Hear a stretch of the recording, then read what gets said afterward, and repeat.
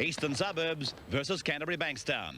The full Eastern Suburbs team lineup is Riley, Bennett, Leggett, Gibbs, Connor, Worth, Spina. John Tobin is the captain. McLean, Hardy, Alchin, Simpkins and Tessman. Meantime, the Canterbury team looks like this. Potter, Gearin, Peter and Chris Mortimer in the centres. Farah, Hagan, Lamb, Langmack. Steve Folkes is the captain. Phil Gill back in the top grade with Peter Kelly, Billy Johnston and David Gillespie. Phil Gould, grubber kicking ahead, and a good kick by Gould, finding touch deep inside the Eastern Suburbs 22. Well, there's not too many better players when it comes to ball control than Phil Gould, both off the boot and with the hands. He's certainly a true professional. Well, he's come into the side to replace Brian Batiste, and they're two very contrasting players. Batiste is a strong, tireless defender. The other fellow's a ball player. Beautiful ball play by Canterbury, right out through the centres. Gearin will score. Gearin plunges into that corner, the scoreboard corner. Touch judge having a quick word to the referee. Another touch judge is coming across. I'm just waiting to see what this report is all about. It was Terry Lamb who stood in the tackle of Gary Worth before giving it out to Hagan. It went on to Potter, who made the extra man in the back line. And then the Mortimer brothers played their part before Steve Gearin was given the final pass. And he went into that scoreboard corner to pick up the first points of the match. This was a try that could have been stopped on a number of occasions. The overlap was created by a missed tackle, but I thought the Eastern Suburbs defenders then came in too late to try and nullify a player with the ball. Gearin, one of the best finishers in the game. And he's now going to attempt conversion of his own try from just a metre in from touch on the 22.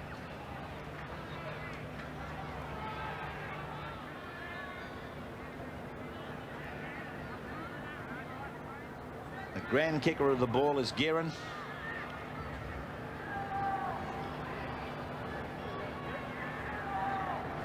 .5 minutes of the match gone. With Gearin finishing off a beautiful backline raid by Canterbury. It was the perfect backline play, with the fullback in to make the extras. The half, the 5/8, the centres, the fullback and the winger all doing their job. And here's Gearin from the touchline. It's not got the length and falling short. And so, after 13 minutes of time gone, it's Canterbury Bankstown 4. Eastern Suburbs yet to score. Scrum packing, about 8 metres on the east side of the halfway. And if you think he's disgruntled, how do you think Arthur's going to be? I think Arthur might have come here in a different frame of mind to Warren Ryan. Arthur would have been hoping his boys would produce the sort of football they are, and he'd be happy they're still in this game at half-time. That's an important scrum win for Eastern Suburbs against the feed, and that's a good run by Gary Worth. He looked very smart as he made a run of about 35 metres. Now it's with Tobin. Captain John Tobin for Eastern Suburbs. Play just outside the 22. About 3 1/4 minutes of time remaining, first stanza. Hardy. Hesitating run there by Stephen Hardy. He softened off as he came to the defence line. This is Spina, and now it's Simpkins. A good pass from him out to Tessman. Spina's feeding off him on the outside. Picked up on the half volley by Leggett. Leggett is tackled just inside the 22. Pressure moments here for Canterbury as Tessman goes to the blind just for a step, then takes another 5 metres of ground. In fact, it was more than that. Now that about 12 metres out, last tackle, Bennett gets it away to Worth. Worth puts up the bomb, and Gearin is there to take it nicely, and he's going to be forced in goal. He is, in fact. It's a line drop out to restart it. No pressure on Gearin. I was disappointed with the chase that Eastern Suburbs gave that kick by Spina, or Worth it was.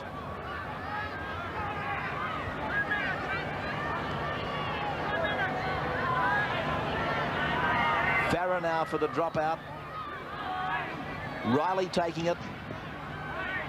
And this is Kyle Connor going back with it. Tackle on the 32-metre line. McLean.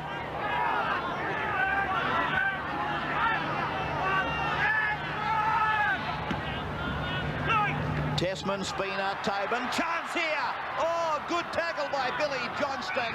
But Eastern Suburbs had the numbers. Now they've got the penalty. And it's an easier kick this time for Todd Riley than when he brought up the first points for the Roosters. Look at Billy Johnston.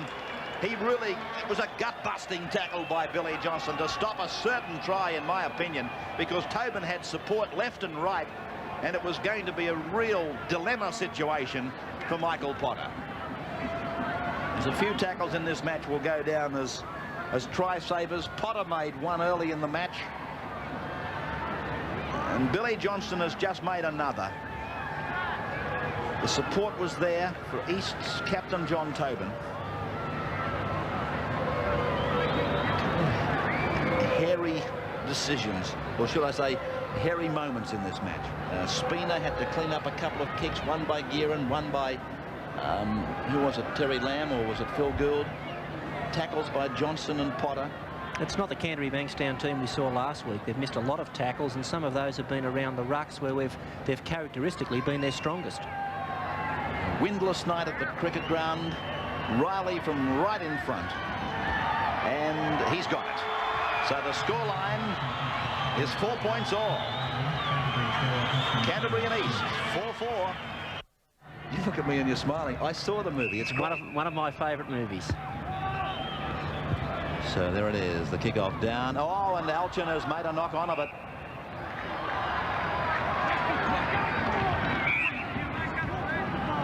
Penalty to Canterbury. He threw the ball away. Could prove to be a very costly 2 points for throwing the ball away. It could even seal the fate of Eastern Suburbs in 1985. Particularly with a bloke like this kicking from just 22 out. Admittedly, he's on an angle.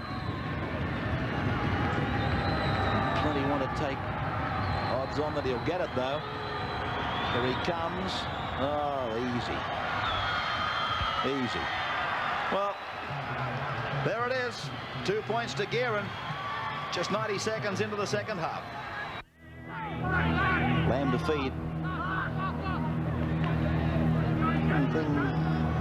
Lamb and Hagan fed alternate scrums in that first half on occasions. Here's Hagan promoting the ball out for Peter Mortimer. On it goes for Farah. A nice centre kick. Is there any chasers there? It's an easy bounce for Ron Gibbs, and he's tidied up there by Lamb and Hagan. I thought that was a bad decision by Farah under pressure to centre kick. I think that a centre kick is okay when it's on, but Farah didn't look to see if he had any chasers coming down the middle. He didn't. He kicked the ball, and Eastern Suburbs got easy possession from it. Riley kicks. Gearan plays at the ball. Everybody's onside now. And Gearan easily around Leggett, and he's gone back inside the 22 on the first tackle. So it's a pressure moment here for Eastern Suburbs, with Gould throwing the dummy, coming back to the blind side. Jimmy Lease supports him, and Lease is tackled 12 metres out from the east line. Trouble here for the Roosters as Johnston spins it wide to Lamb, on to Hagan, cuts out Peter Mortimer, finds Chris Mortimer, but that's a good tackle by John Tobin. He read that very well, the lock forward. Here's Hagan on the quarterway line.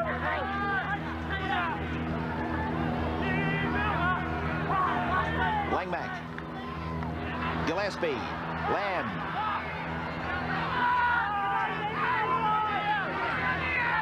Johnston, grubber kick from Billy Johnston. Desperate times for East, and grounded in goal by Scott Bennett. So a line drop out for Eastern Suburbs to restart it. Another of the little skills that Billy Johnston's got there that we don't often see. In that set of 6 tackles, Canterbury Bankstown tried to create something to come up with a try, and I'm sure in this set of 6 they'll do it again. And the players we can look for are fellows like Phil Gould. He's an excellent reader of play, a good organiser. He's got excellent hands, and he'll be trying to initiate something for his runners.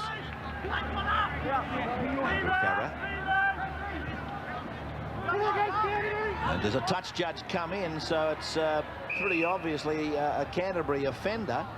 Mike McLean has gone down on the 22. And it was Andrew Farah who was involved in the play. I remember McLean tackling Farah. There seemed to be a bit of resentment from Farah. Here's the tackle. Farah went in and McLean went for him. It looked like there might have been a little bit of a forearm in it. penalty's been given to East, and it's against that man at the back of your screen there, if I can use that way of describing it, Andrew Farrer.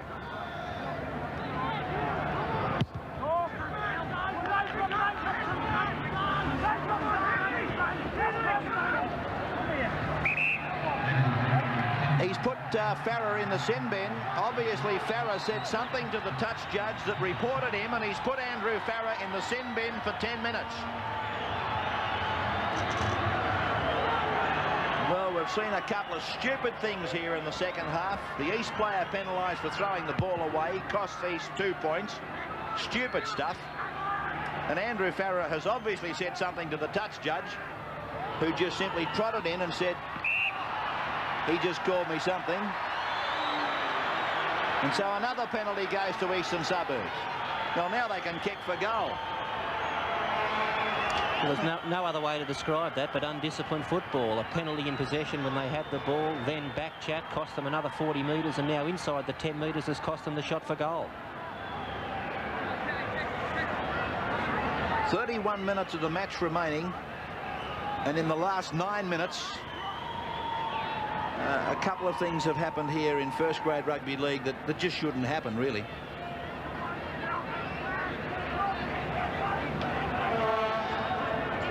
Two from two for Riley, but I don't think Todd would have his chest blown out over the two that he got.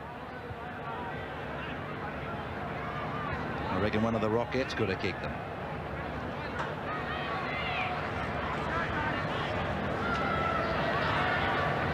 This is more difficult for him. He's 12 metres in, 24 metres out, stabs it. He's got it. Good kick by Todd Riley. 3 from 3, and 6 all is the scoreline. Are they going to put draws back to back? The East Canterbury clash. Clashes of 1985, I should say. Hagan, Peter Mortimer snatched at the ball. Gary Worth comes up for it comes up with it for Eastern Suburbs. Harvey's the dummy half.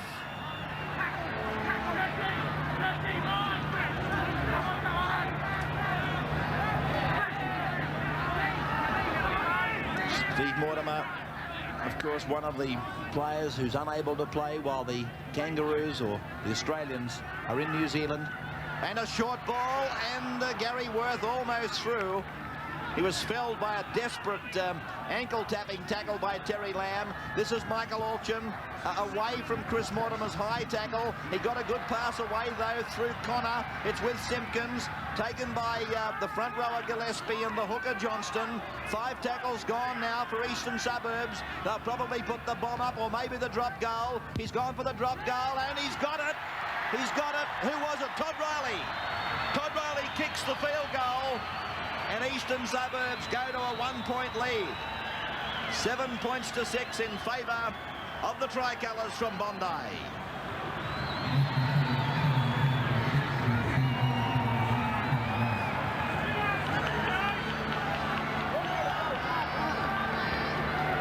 Well, 19 minutes of the match remaining, and now can Eastern Suburbs hang on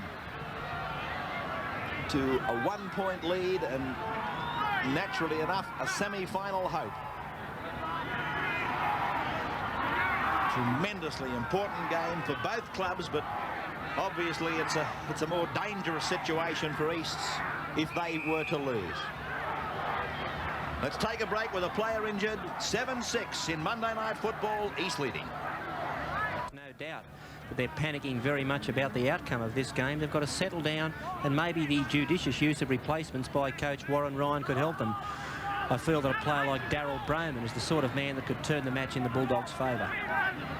Terry Lamb, 10 metres on his own side of the halfway. A penalty to Canterbury, not allowing the player to get up and play the ball. Andrew Farrer kicking for touch, as you see the Tooheys replay of East players not getting off the man tackle. This match, of course, an Eastern Suburbs home game, transferred to tonight, and the East Rugby League Club would like to acknowledge the support of its major sponsor, City Forward. Nick Polides, managing director of City Forward, a keen supporter of league. So too is City Forward, naturally enough. City Forward says yes more often. Play just outside the East 22 line. Easts desperately clinging to a 1-point lead, which will mean, of course, for them 2 premiership points. Terry Lamb was decked in the back play. I don't know whether it was late. Did you see it closely, Graham, down there? He was definitely hit well after he released the ball, right? Well, he's getting some attention. The touch judge hasn't moved yet. It's gone over to Hagan to give to Lease, and Lease is tackled on 5 just outside the East 22 line.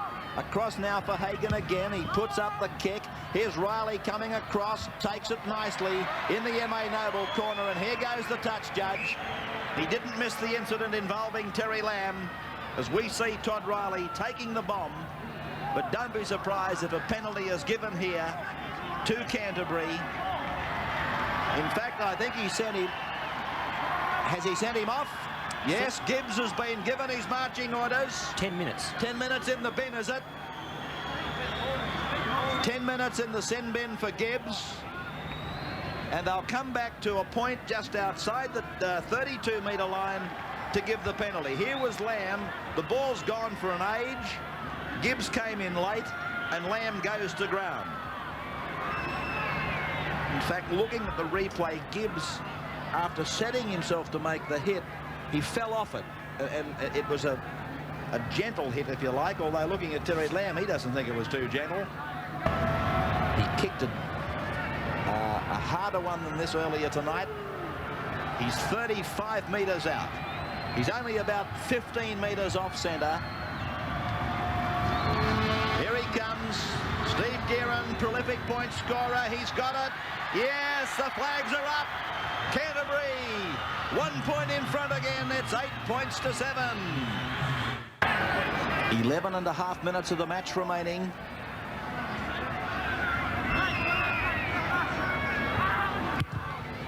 Andrew Farrer finding the line. About 5 metres on the Canterbury side of the halfway. Match comment, Graham Hughes. Well, Ray, it's even more important now to repeat again what I said just a few moments ago. Canterbury don't have to rush things. Eastern Suburbs are a man short. What you do is you just take the ball up simply 3 or 4 times through the forwards, then spread the ball out wide. East are missing a back, so their defensive line should be in some sort of disarray, and they should be looking for the gaps out wide. Here's Langmack with the ball. Penalty to Canterbury. 5 metres on the east side of the halfway. Langmack not allowed to get up and play the ball. In fact, Mike McLean pulling him back to the ground. And Farrer is going to kick for line. Gearon was coming across. I think Gearon's a little bit puzzled as to why he wasn't asked the question. In fact, I don't think anybody asked him. It's a great kick by Farrer. He's found touch about 8 metres out from the east line. It might turn out to be a great decision made by whoever it was for Canterbury, whoever it was who didn't consult Steve Gearon.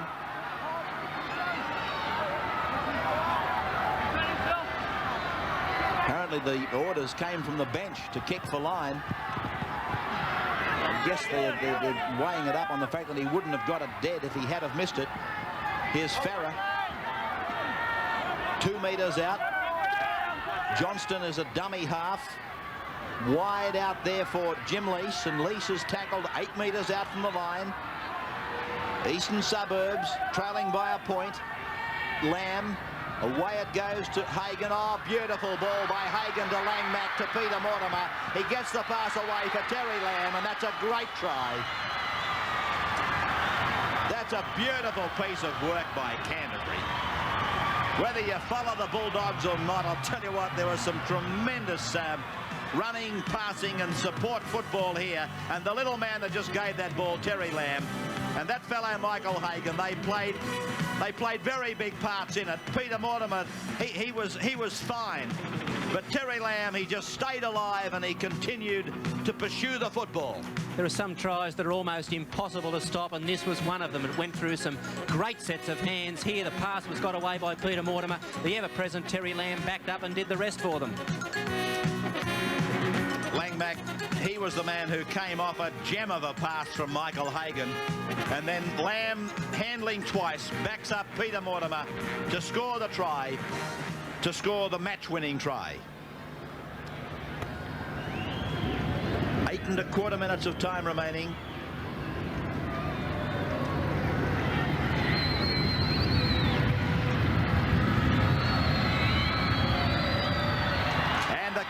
Guerin successful. So Canterbury Bankstown leading now by 14 points to 7. And yes, Terry, it is a case of thumbs up. 14 to 7 in favour of Canterbury Bankstown. Just a matter of probably a couple of minutes left, if that, in the match.